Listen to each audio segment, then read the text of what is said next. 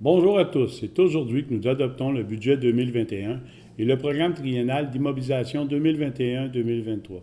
Je vais d'abord vous expliquer les orientations qui ont guidé nos choix. Alors que nous commençons à voir la lumière au bout du tunnel avec l'arrivée du vaccin, c'est important de soutenir notre monde jusqu'à ce que la pandémie soit terminée et de planifier en même temps la relance de Mont-Tremblant. C'est pourquoi nous nous sommes assurés comme Conseil de respecter la capacité de payer des citoyens et des entreprises et je vous annonce que nous allons geler les taxes en 2021. Pour aider notre relance économique après la pandémie, nous allons aussi déployer un plan de relance ambitieux doté d'une enveloppe de 250 000 Nous gardons le cap sur notre plan stratégique Destination 2030 avec des investissements structurants qui vont stimuler notre économie locale. Avec la popularité du sport et du plein air, les orientations 2 et 3 sont ciblées en particulier pour encourager un mode de vie sain et actif tout en mettant en valeur notre milieu naturel. C'est d'ailleurs dans cette optique que nous ferons une démarche pour nous doter d'un plan de protection des milieux naturels en 2021. Alors, je cède maintenant la parole à Benoît Groux, directeur du service des finances, pour vous expliquer en détail ce budget. Merci. Bonjour, je me présente, je suis Benoît Groux, trésorier de la ville de Mont-Tremblant, et je suis ici pour vous présenter les prévisions budgétaires 2021 ainsi que le programme trimestriel d'immobilisation 2021-2023. Si on regarde le sommaire du budget, on voit que les revenus totaux augmentent de 753 000 en 2021 pour atteindre 47 millions de dollars. Les charges, donc les dépenses, quant à elles, augmentent de 1 980 000 pour atteindre 45,2 millions. On a le remboursement de la dette à long terme qui, lui aussi, augmente de 218 000 pour atteindre 3 994 000 et le remboursement du fonds de roulement qui, lui, diminue de 51 400. Nous avons aussi les affectations qui augmente de 1,4 million pour totaliser 3 millions. Les affectations, c'est quoi? C'est des montants déjà dans les coffres de la ville qui servent à financer certaines dépenses d'opération et qui nous permettent de balancer le budget. On va commencer par ce qui vous intéresse le plus, soit les taux de taxes. Bonne nouvelle pour 2021. Le Conseil a décidé de ne pas augmenter le taux de taxe global de la ville. Donc, le taux global demeure à 68,75 sous du 100 $ d'évaluation. La seule variation qu'il y a, c'est qu'on a baissé la taxe locale de 1 sou. Plutôt, on l'a augmenté de 1 sou et on a baissé l'agglomération de 1 sou. Ça n'a aucun impact pour tous les citoyens de la ville de Mont-Tremblant.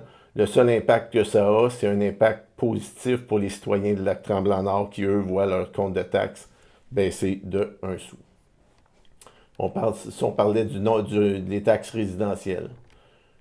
Le même scénario a été envisagé pour 2021 pour les taxes non résidentielles, soit de garder le même taux avec une hausse de la taxe locale de 1 sou et la baisse de la taxe d'agglomération de 1 sou. L'effet des taxes, donc le taux des taxes d'agglomération, comme je le disais tantôt, est réduit de 1 sou et celui de la ville est augmenté de 1 sou. Donc, effet nul sur la facture des contribuables. Même chose pour les taxes de service. Les taxes de service à tarif fixe demeurent inchangées pour 2021.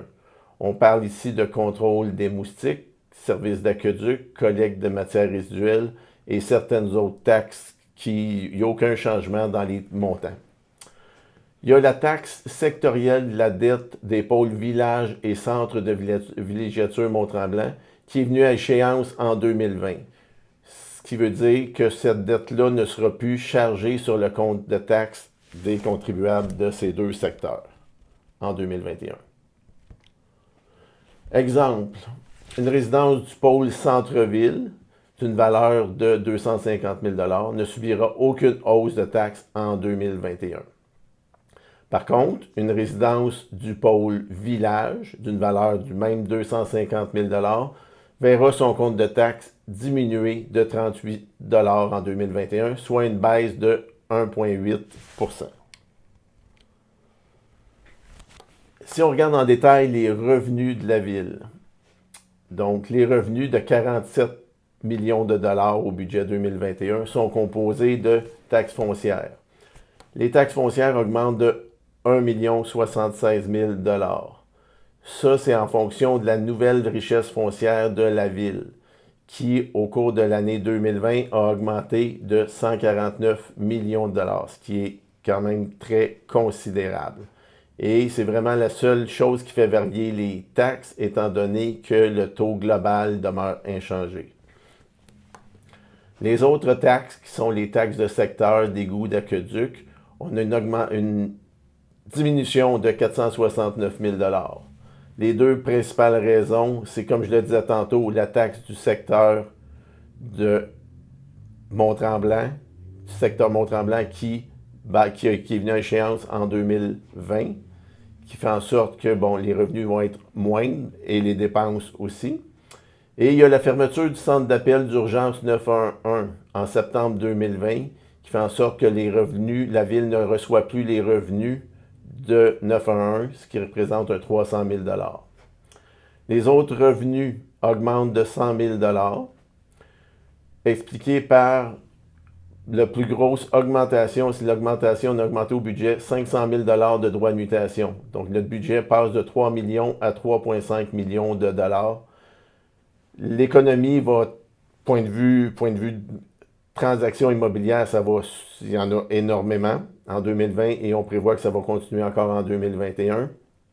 Et on s'enligne vers une année record en 2020.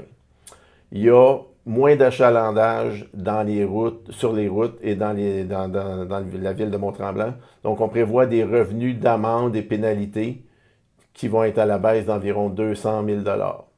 Et il y a une baisse des revenus d'intérêt sur l'argent qui figure dans le compte de banque de la ville, étant donné que depuis la pandémie, les taux d'intérêt ont chuté drastiquement. Les transferts, on a une variation de 42 000 $, donc ce qui n'est pas énorme. Ce qui fait en sorte que nos revenus totaux au budget augmentent de 753 000 pour atteindre 47 953 000 $. Si on regarde la tarte de la distribution des revenus, on voit que les revenus proviennent à 47 % de taxes résidentielles, 26 % de taxes non résidentielles, 10 % de taxes de services, 3 % les taxes de secteur, les impositions de droit, 7 % et les pénalités, amendes et autres revenus totalisent 7 %. Cette répartition est conforme et sensiblement la même dans plusieurs municipalités touristiques du Québec. Si on regarde maintenant les charges, c'est les dépenses de la ville. Les dépenses de la ville au budget 2021 augmentent de 1 980 000 $ pour passer de 43,2 millions à 45,2 millions. Qu'est-ce qui fait en sorte que les charges augmentent ainsi? Bon, il y a la signature de conventions collectives pour les employés, col blanc, col bleu, et les policiers, les pompiers. On suit les conventions collectives en vigueur. À l'administration, on a une augmentation de 2 % qui se justifie par une diminution de la provision pour signature ou conclusion de nouvelles conventions collectives. On a un nouveau budget participatif. L'année dernière, en 2020, nous avons fait débuté les démarches pour qu'il y ait un budget participatif de 200 000 $. La COVID a fait qu'on a interrompu un petit peu, mais ça va revenir en 2020. Donc, on a un budget pour la réalisation des projets de 200 000 $. On a l'ajout de personnel au nouveau service d'accueil des citoyens, un 140 000 $ d'augmentation. Et en 2021, mais il va y avoir des élections à l'automne, ce qui veut dire qu'on a un budget de 200 000 $ aussi qui s'augmente, qui s'ajoute. À la sécurité publique, Notre budget de 11,3 millions est réparti entre la sécurité incendie et la police. La sécurité incendie qui totalise 3,3 millions, on a une hausse d'environ 250 000 qui est principalement au niveau de la masse salariale où il y a maintenant plus de gardes en caserne. Et pour ce qui est de la police, on a un budget de 7,9 millions. Le budget est fait en fonction, comme par le passé, que la police municipale va être à Mont-Tremblant pour l'année au complet. Vous avez sûrement entendu que la ville de Mont-Tremblant attend une réponse de la ministre de la Sécurité publique pour voir si possiblement il y aurait de transfert à la Sûreté du Québec. Donc là, il n'y a pas de réponse à ce jour. Donc, on y va avec le statu quo. Donc, la police municipale demeure au budget pour l'année au complet. À l'hygiène du milieu, où est-ce qu'on a une très grosse augmentation de 12,7 %, ça se justifie par une hausse qui est relative à la vidange des boues usées aux étangs du village et aux étangs de la station Mont-Tremblant. Ça, c'est une vidange qui se fait environ 5-6 ans. La dernière fois que ça a été fait, c'était en 2015 et ça coûte 400 000 $. L'aménagement et l'urbanisme, on a une augmentation de 8,8 % des dépenses qui se justifie par l'embauche d'un 7e inspecteur en bâtiment. On a un plan de relance économique, un peu comme on a fait comme en 2020. Dans le réel, avec le COVID, on a injecté des sous pour aider les commerçants à passer au travers. Donc, il y a un plan de relance qui totalise 250 000 $ aussi pour 2021. Et il y a une entente qui a été faite avec le CDE, donc la Corporation de développement économique, pour l'embauche d'une conseillère en développement économique. Ça a été signé en 2020 et ça se continue en 2021. Les activités récréatives, elles aussi, augmentent de 4,3 %. C'est pour l'entretien du nouvel espace public. On prévoit faire une foire de la rentrée aussi à l'espace public. Il y a la fête nationale 2021 qu'on devrait avoir si COVID le permet.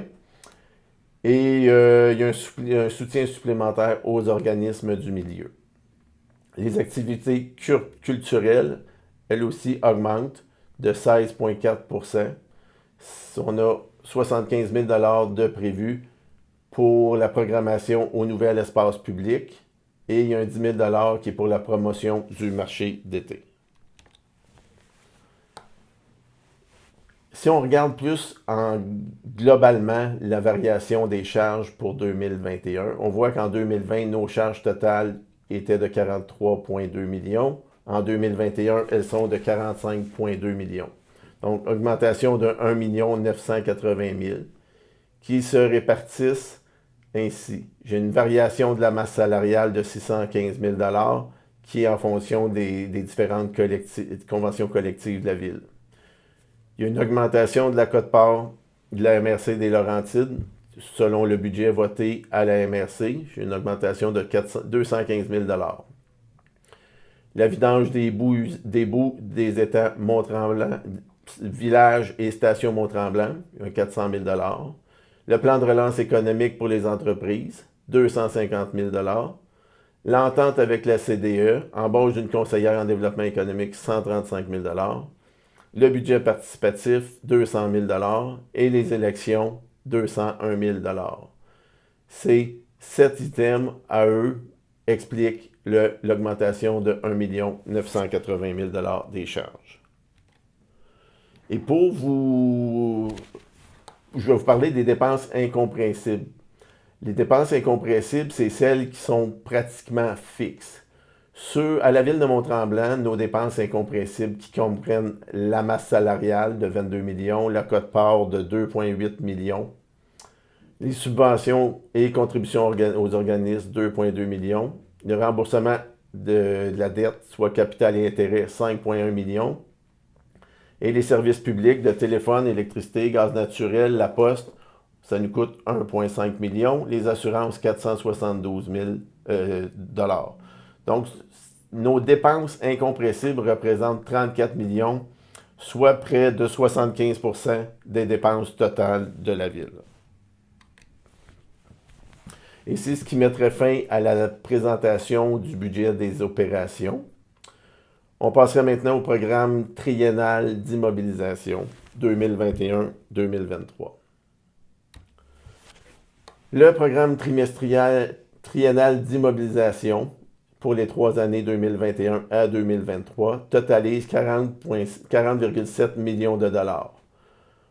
17 millions en 2021, 12,4 millions en 2022 et 11,2 millions en 2023. Je ne passerai pas en détail chacune des rubriques ici, mais dans les prochaines diapos, je vais vous expliquer les principales dépenses de chacun des services. À l'administration générale, on prévoit l'acquisition d'équipements informatiques au coût de 116 000 $ et l'ajout de 2 abribus et d'éclairage pour le transport en commun d'une valeur de 60 000 $.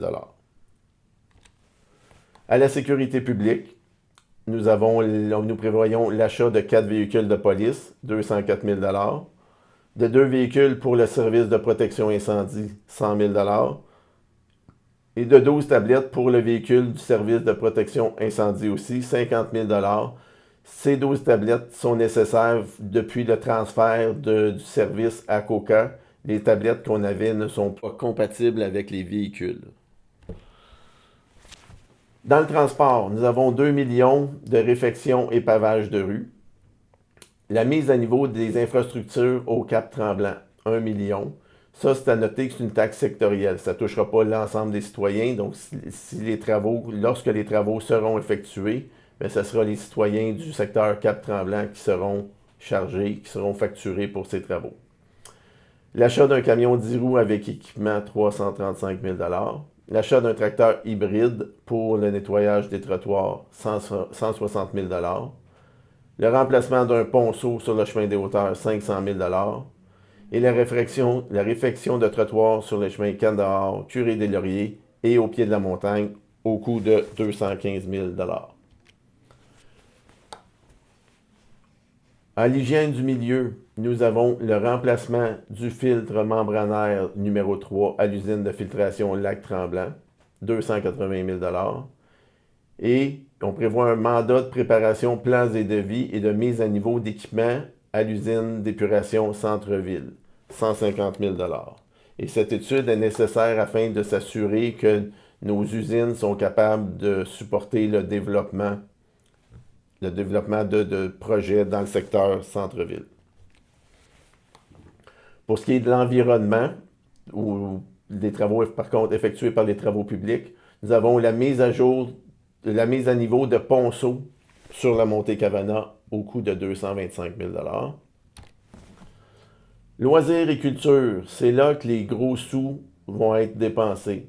Comme vous le savez tous, le cégep est en construction depuis quelques semaines et la ville construira un gymnase double attenant au cégep au coût de 8,5 millions. Nous avons aussi l'aménagement d'un parc canin au coût de 300 000 $, d'un terrain de basketball extérieur à l'îlot sportif au coût de 315 000 $. Nous prévoyons aussi faire l'installation d'un monte-personnes à la salle de spectacle à l'église du village au coût de 675 000 $. Il est à noter que ce 675 000 $ est subventionné à 100% par une subvention provinciale. Il y a aussi le développement des sentiers récréatifs qu'on prévoit dépenser 200 000 $ et les correctifs et améliorations au réseau cyclable, 100 000 $. Toutes ces dépenses du PTI, soit le 17 millions qu'on prévoit dépenser en 2021, bien, il faut financer ça, ces dépenses-là. Heureusement, nous avons déjà beaucoup d'argent dans les coffres de la ville, dans plusieurs réserves. Donc, si nous prenons la manière dont nous allons financer nos projets, nous avons des règlements d'emprunt de 8,6 millions. De 8,6, il y en a 4 millions qui est pour la construction du centre sportif, qui va coûter 8,5 millions. Donc, on emprunterait seulement 4 millions. L'autre 4,5 millions serait utilisés seraient financés par la réserve financière à des fins culturelles, éducatives et sportives. Et ça, l'argent est déjà dans les coffres de la ville. Les autres règlements d'emprunt dont nous allons devoir faire pour les travaux sont 2 millions pour le pavage des rues, 1 million le règlement sectoriel pour le Mont-Plaisant et 1 625 000 des règlements, ce serait un règlement parapluie pour l'aménagement du parc canin, les ponceaux de la montée Cavana, le ponceau chemin des hauteurs et les trottoirs secteur station Mont-Tremblant.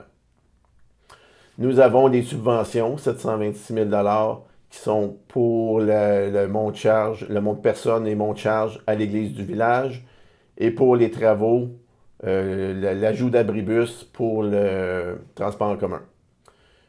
Nous avons 1,6 million qui est financé via le fonds de parc et le fonds de roulement.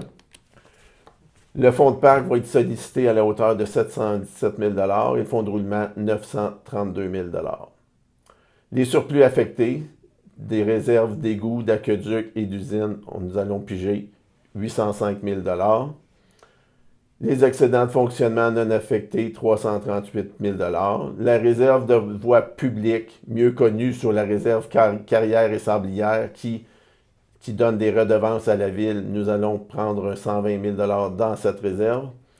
Et finalement, la réserve financière à des fins culturelles, éducatives et de loisirs. Tantôt, je disais qu'on utilisait 4,5 millions de cette réserve-là pour le centre sportif. Et l'autre 315 000 va être utilisé pour l'aménagement du terrain de basketball. Et ceci conclut la présentation du budget 2021 et du PTI 2021-2023. Je vous remercie de votre attention. Bonne soirée. Merci, Benoît. C'est donc 17 millions de dollars d'investissement qui sont prévus au PTI. Il est important de savoir que 7,5 millions proviennent de nos différentes réserves et de subventions. Ce sont des investissements responsables qui contribueront à relancer notre économie. Je tiens à remercier l'ensemble du Conseil ainsi que le service des finances et tous les services de la Ville qui, en travaillant ensemble, nous ont permis d'arriver à un gel de taxes en 2021. Vous savez, c'est important pour le Conseil d'être à votre écoute en cette période d'incertitude. Et c'est ce qu'on a fait avec le budget adopté ce soir.